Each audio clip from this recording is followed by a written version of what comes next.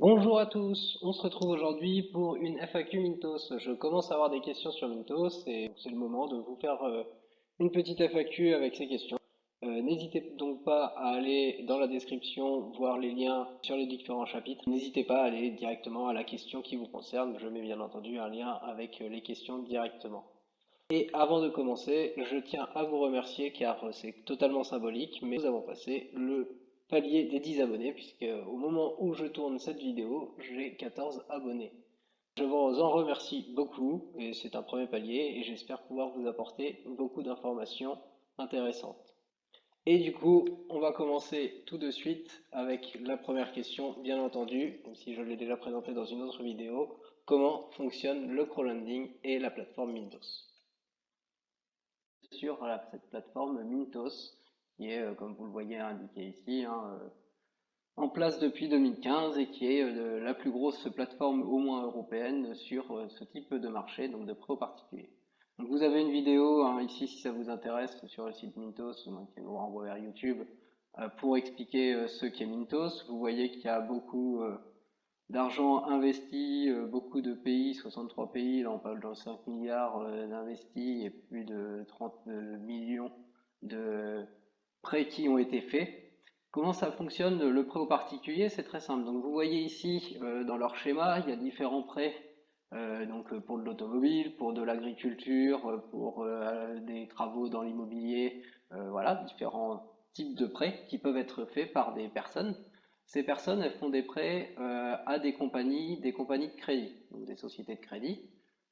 Ces sociétés de crédit, elles, pour avoir plus de fonds et pouvoir donner plus de prêts, etc., elles référencent tous leurs crédits sur la plateforme Mintos afin qu'une partie de l'investissement soit prêtée par des investisseurs et non directement par cette compagnie. Bien sûr, cette compagnie en prête toute une partie de l'argent, mais ça leur permet d'avoir davantage de prêts. Et donc Mintos, elle met en relation les sociétés de crédit avec des investisseurs qui, eux, donnent de l'argent à la plateforme et cet argent va être investi dans une partie des prêts qui sont faits aux particuliers. Et en retour, bien entendu, pour que ce soit intéressant pour les investisseurs, ils touchent une partie des intérêts qui sont faits qui sont soumis à ces prêts. Donc une partie, effectivement, à mon avis, part dans la plateforme Mintos sous une forme quelconque, de charge, c'est un paiement de la société de crédit à Mintos, et une partie des intérêts est reversée aux investisseurs, d'où l'intérêt d'investir sur cette plateforme.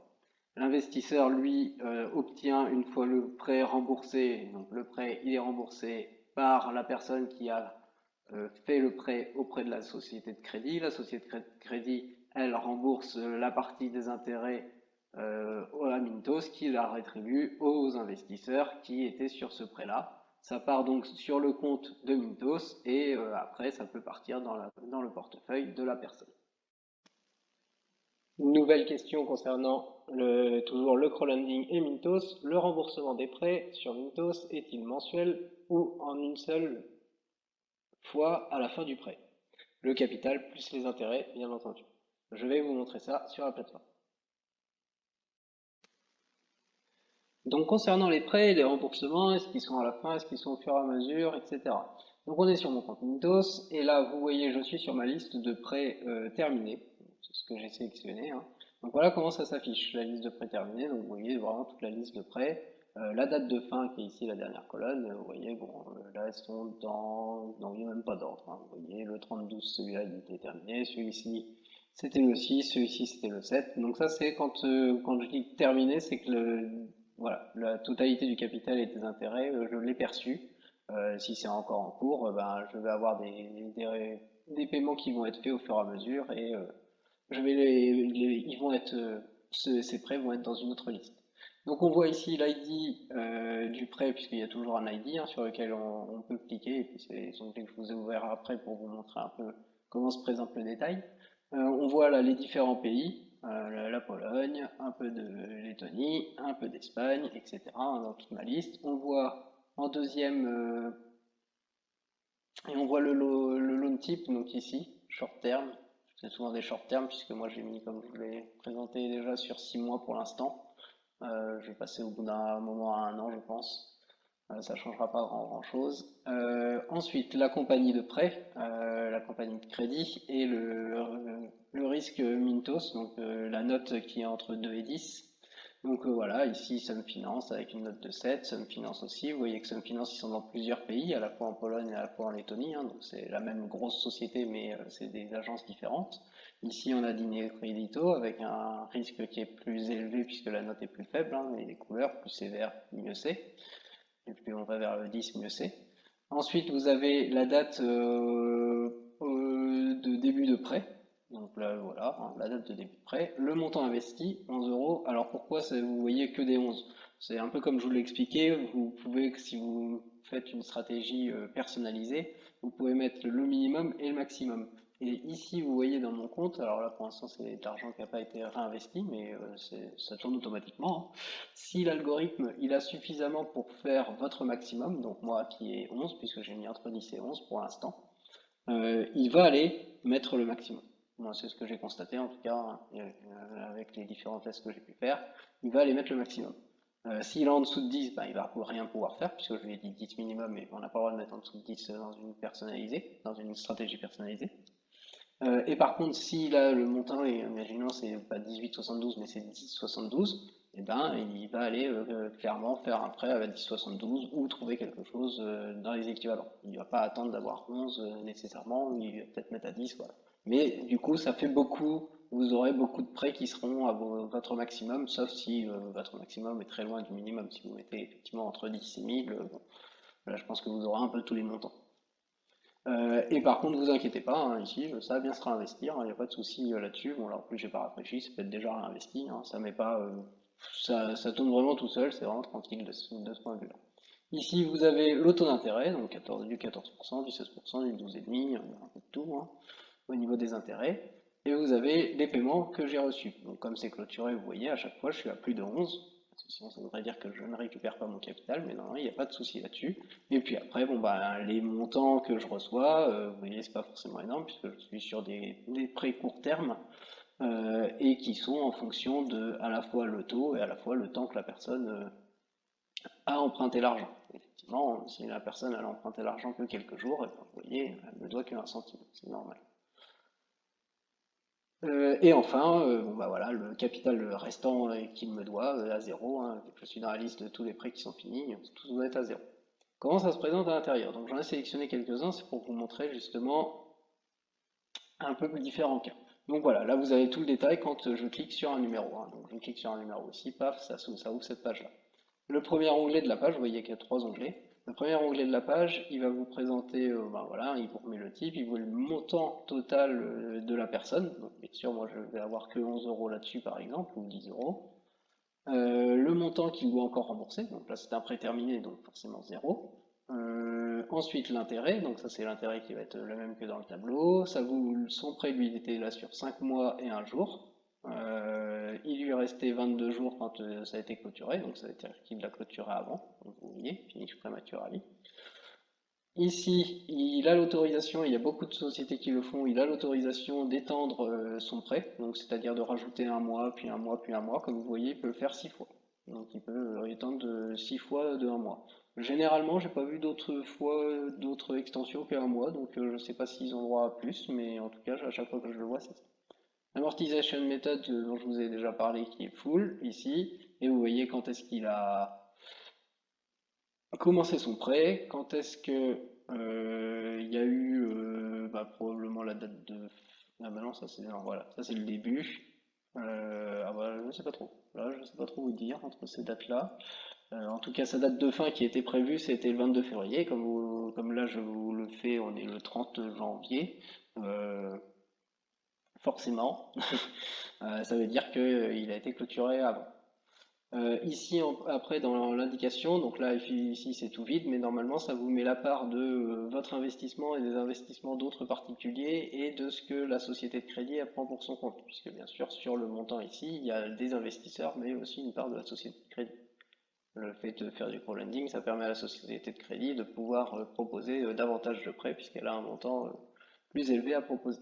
Ensuite, vous avez quelques détails, et puis alors là, ça dépend, c'est vraiment rempli en fonction. Donc là, on voit que c'est une femme de 31 ans. Euh, de Moldavie pour un prêt personnel. Je n'ai pas plus de détails sur le prêt. Et comme vous pouvez le voir ici, eh ben, le remboursement, il était prévu au fur et à mesure. Et comme j'ai déjà pu répondre à la personne en commentaire, avec des montants, c'est pas souvent comme en France, on est habitué à avoir un montant qui est toujours le même tous les mois. Ben non, là vous voyez, 91 euros le premier mois, 62 le deuxième, 71 le troisième, 74 le quatrième, 77 le dernier. C'est même pas stable, c'est vraiment, il y a du ça dépend. Souvent, on voit que c'est quand même plus faible au départ et ça augmente, mais vous voyez que ben là, c'est pas vrai. Par contre, dans cette somme-là, ben, moi, je ne sais pas, ben, en tout cas pas ici, je peux pas savoir combien il me doit à moi. On sait qu'il va rembourser soit 88 euros de capital et 2,69 d'intérêt, mais après, ça s'est réparti en fonction de la répartition qu'elle a entre les investisseurs, etc. Comme vous pouvez le voir ici, le paiement reçu c'est zéro et il n'y a pas de paiement de date et vous voyez que c'est au statut late et en fait ce qui a dû se passer, probablement, on n'en sait trop rien, c'est que là c'est la buyback garantie qui a joué parce que le 22-10, eh ben, c'est juste marqué en late, ça attend la buyback garantie, c'est au bout de 2 mois que ça s'applique, mais comme il devait être en late encore au 22-12 probablement, ou quelque chose comme ça, et ben ça a dû clôturer immédiatement le prêt. Bon, je ne sais pas quelle est la date de fin de ce prêt-là, et donc il y a des chances que ce soit ça. À moins que sa date de clôture, ça soit le 29-9 et que ça soit lui qui ait décidé, et que ça c'est juste les dates qui se mettent au fur et à mesure. En tout cas, voilà, ça c'est des statuts que vous pouvez avoir, hein, soit c'est prévu parce que c'est dans le futur, soit c'est late parce que bon ça continue automatiquement, mais vous voyez que le prêt il est terminé, donc ça veut dire que moi j'ai eu le capital plus les intérêts de ce prêt-là. Et que c'était ce que je voulais vous montrer, que c'était normalement, si tout se passait bien, que la personne avait payé au fur et à mesure, etc. Et n'avait pas remboursé, il peut rembourser à tout moment, bien entendu. Ça se serait fait au fur et à mesure des mois. Quelques autres statuts, donc on ne revoit pas toutes les mêmes options, hein, c'est la même chose. Quelques autres statuts que l'on peut voir ici, ce qui peut se passer. Donc là, en gros, c'est un prêt qui a été prévu en une fois. Donc vous voyez, c'est une somme, c'est une grosse somme d'un coup. Là, c'est celle-là, le total, 900, presque 2000 euros. Et par contre, la personne, elle a dû avoir un, bon, peu importe, hein, ça la regarde, elle a eu un problème. Donc là, elle a eu le droit de faire, effectivement, d'étendre son prêt de 30 jours, comme je vous l'ai dit. Et donc, du coup, là, par contre, elle paye des intérêts pour l'extension du prêt. Donc là, il y a 22 euros qui ont été payés pour l'extension du prêt, la personne est obligée de la payer. Et moi, c'est des intérêts que je vais recevoir en tant qu'investisseur sur ce prêt. Donc je reçois à cette date-là, donc la date du paiement, le 20-11, j'ai reçu les intérêts du prêt. Et après, comme vous voyez, là c'est encore un finish prematurally. Et donc je pense que bah non, je ne sais pas. Bah sinon là on n'est pas un mois après la dernière date. Vous voyez, normalement c'est 2 mois après. On est en dessous des 2 mois. Donc en fait, je pense que la personne, vous voyez un late partially paid, donc ça veut dire qu'elle a payé déjà une grosse partie de l'argent et qu'elle a dû revenir quelques jours après pour payer le reste. Et donc c'est pour ça que moi ça a clôturé mon prêt, ça m'a tout remboursé et c'est fini pour moi. D'autres statuts, donc là on est encore sur un prêt qui est échéancé, donc là beaucoup plus stable, hein, comme vous pouvez le voir, beaucoup plus stable. Et la personne, bah là, voilà, hein, faut pas croire, hein, ça se passe bien. Le 26 elle a payé, le 26 elle a payé, là c'était prévu le 28-12 elle a payé. Et par contre là on a un late en janvier, mais comme vous voyez que le prêt il est déjà terminé, je pense que c'est un late juste automatique, je pense que c'est juste que la personne elle est arrivée entre ici son paiement du 26-12 et avant le paiement du 26-01, elle avait la somme pour rembourser tout le prêt, pour ne pas payer d'intérêt, elle rembourse tout le prêt. Parce que bien entendu, sur un prêt comme ça qui s'arrête prématurément, j'ai reçu les intérêts ici, ici, ici, et par contre si la personne elle rembourse son prêt, ben, je n'ai pas les intérêts du reste. C'est tout à fait normal, elle ne m'a pas emprunté l'argent sur les 3 mois restants, c'est normal qu'elle ne paie pas les intérêts sur les 3 mois restants. Un dernier statut qui peut arriver, que je voulais vous montrer, c'est pour ça que j'ai pris un autre prêt, c'est Pay After the Due Date. Donc c'est-à-dire que comme vous voyez, des fois il y a le statut late, mais après la personne peut payer aussi après la date prévue. Il y a eu une seule fois, pour l'instant je n'ai eu qu'une seule fois, où j'ai eu des intérêts supplémentaires parce que c'était un paiement en retard, comme ça. Alors si c'est un paiement en retard à la fin, oui. Et sinon, je crois que c'est un peu, je sais pas exactement comment ça marche. En tout cas, effectivement, tant qu'elle vous emprunte l'argent, les intérêts seront remis derrière. Ça, il n'y a pas de souci. C'est le nombre de jours où elle vous emprunte l'argent, les intérêts sont. Donc voilà, je voulais vous présenter un peu toutes ces différentes formes. Euh, Une autre question qui paraît anodine comme ça, mais qui est effectivement très intéressante en ce moment. La France est-elle un pays de résidence autorisé pour un investisseur sur Mintos? Je vais vous montrer car temporairement, il y a un souci avec les résidents français, mais c'est vraiment temporaire. Donc, comme vous le voyez, si vous voulez vous inscrire sur Mintos, vous retombez effectivement sur cette page et vous voyez, il y a directement un message qui s'affiche, un warning. Donc désolé, Mintos est temporairement inaccessible pour les investisseurs en France, donc les investisseurs français. Ils ont vu que récemment il y avait un grand intérêt de beaucoup d'investisseurs qui voulaient venir sur Mintos, donc probablement le fait de la diffuser notamment sur YouTube par des grands youtubeurs. Et ils sont en train de faire des ajustements avec la législation qui provient des investisseurs de France avec plus d'expérience. Mais il vous conseille, et c'est ce que je vous conseille de faire, puisque je mettrai à jour cette vidéo le plus tôt possible, mais je ne sais pas à quel moment je serai disponible ou quoi que ce soit. Et je vous conseille, si vous êtes intéressé d'ouvrir un compte sur Milestone, de laisser votre adresse mail pour que vous voyez ici, vous acceptez. Bon, vous allez recevoir des mails de Mintos, mais vous allez surtout, moi j'espère pas trop longtemps, et j'espère que dès lors qu'ils rouvriront, vous serez les premiers à recevoir le mail pour pouvoir vous créer un compte Mintos et ne pas vous faire avoir si il referme quelques mois plus tard.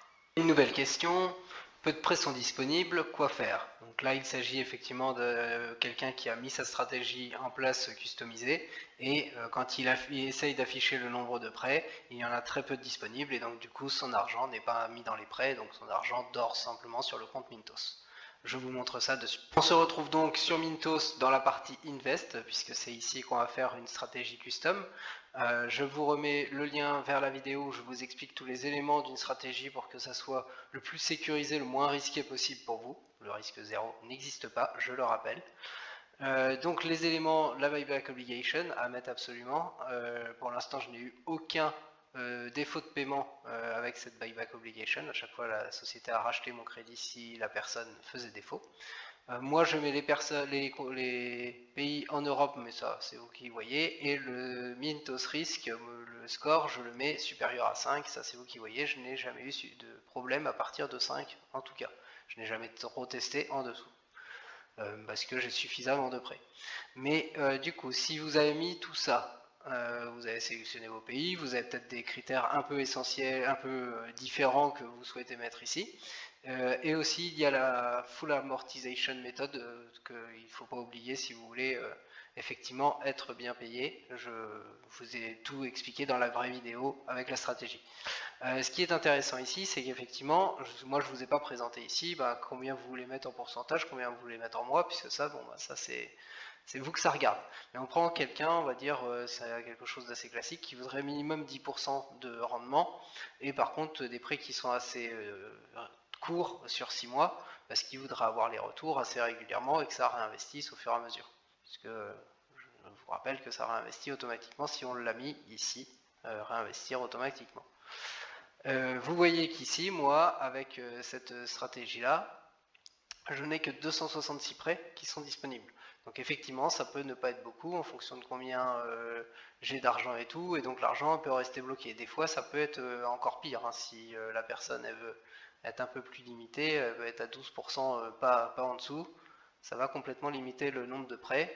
Et c'est là où, voilà, il n'y en a plus qu'un de disponible. Donc vous imaginez que si vous avez dit que vous voulez ici entre 10 et 11 euros et que vous avez, même vous pouvez mettre 10 et 10, hein, et vous avez qu'un seul prêt disponible, et que vous avez mis 1000 euros sur le site, il n'y a que 10 euros qui va être pris et puis le reste ça va pas être pris. Et puis c'est tout.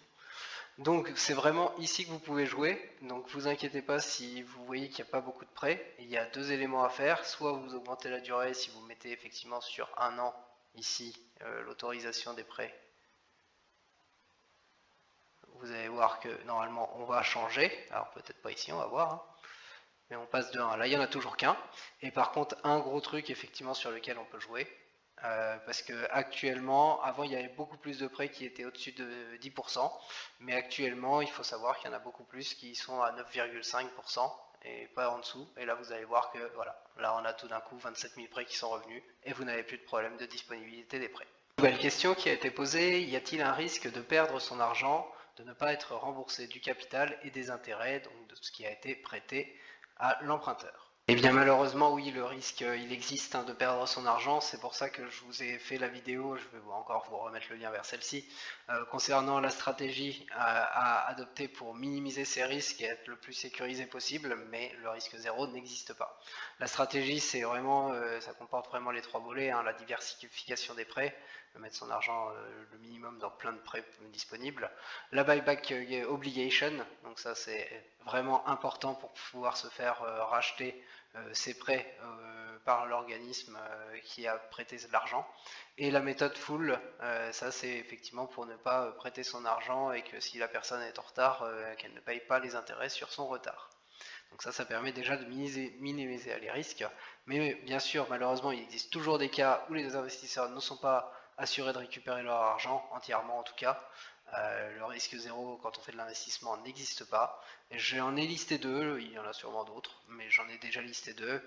Si la société de crédit fait défaut ou dépose le bilan, effectivement c'est pas Mintos qui va aller vous rembourser, elle n'a pas prévu ça, la buyback garantie c'est vraiment une garantie, la buyback obligation qui est prise par la société de crédit. Donc si la société de crédit elle-même dépose le bilan, il y a des chances qu'on ne revoie pas complètement l'argent qui a été emprunté par les emprunteurs et pas remboursé actuellement. Mais on ne sait pas, il y a peut-être un montant qui peut être remboursé. Et par contre, plus dramatique, si Mintos ferme ou dépose le bilan, là effectivement, il n'y a pas complètement d'assurance de revoir aussi tout l'argent qui sont sur tous les comptes de toutes les personnes. Nouvelle question, après avoir défini la stratégie d'investissement, en combien de temps Mintos attribue l'argent sur les différents prêts? Alors c'est très simple, s'il y a suffisamment de prêts disponibles, donc je vous renvoie au fait de si, attention, s'il faut vraiment que votre stratégie corresponde à assez de prêts, mais s'il y a assez de prêts, c'est vraiment très rapide, je vous ai mis moins d'une demi-journée, c'est vraiment un ordre d'idée, mais c'est vraiment encore plus rapide que ça. Généralement, si vous revenez sur votre compte 1 heure après, l'argent elle est déjà dispatché dans tous les prêts. Nouvelle question, une fois le prêt terminé, l'argent remboursé est-il disponible sur le compte Mintos ou est-il directement réinvesti? Bien, pour répondre à cette question, tout dépend de ce que vous avez mis dans votre stratégie. Donc en bas, dans l'invest, vous voyez, il y a Do you want to invest? Voulez-vous réinvestir? Donc si vous avez mis oui, l'argent va être réinvesti, sinon elle n'est pas réinvestie. L'argent qui est disponible sur le compte, vous la voyez ici. Donc moi j'ai il y en a très peu, puisque moi je réinvestis, vous voyez, dès qu'il y a entre 10 et 11 euros minimum, ça va directement retrouver un prêt, s'il y en a bien sûr de disponible, et ça va le réinvestir. Donc comme je vous l'ai dit en plus que c'est moins d'une demi-journée pour réinvestir, c'est très rapide, et du coup ce montant, tant que je laisserai en réinvestissement, sera très faible. Autre chose qui peut bloquer l'investissement, c'est ici la taille que vous avez mis de votre stratégie. Si votre stratégie, vous avez mis 5000 euros et que avec le montant effectué ici, une fois qu'il y a plus de 5000 euros qui sont investis dans les prêts, là le réinvestissement va attendre qu'il y ait des prêts qui se finissent pour que ça descende en dessous des 5000 euros investis pour réinvestir. Donc comme ça vous pouvez vous dire, je ressors je vais pouvoir mettre sur mon compte Mintos ce qui est retirable bien sûr, pour pouvoir en profiter. Tout ce qui est au-dessus d'une certaine somme, si c'est 5000, ça peut être 10 000, c'est vous qui voyez. Et voilà.